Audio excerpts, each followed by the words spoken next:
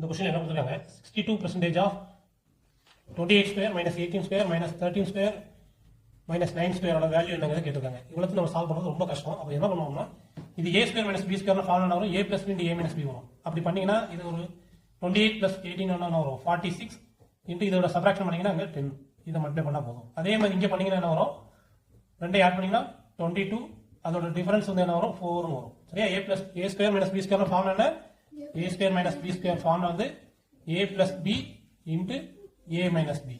இப்போ இதுல இன்னொரு ட்ரிக் என்ன இருக்குன்னா 22 வந்து மல்டிபிள்ஸ் ஆஃப் 11. அப்போ வரக்கூடிய ஆன்சரும் கண்டிப்பா மல்டிபிள்ஸ் ஆஃப் 11 தான் இருக்கும். மல்டிபிள் ஆஃப் 11 என்ன ஆகுதுன்னா அல்டர்னேட்டிவ் டிஜிட்ஸ் அப்புறம் ஆட் பண்ணி அதோட டிஃபரன்ஸ் பாத்தீங்கன்னா உங்களுக்கு 0 வரணும், இல்ல 11 வரணும்.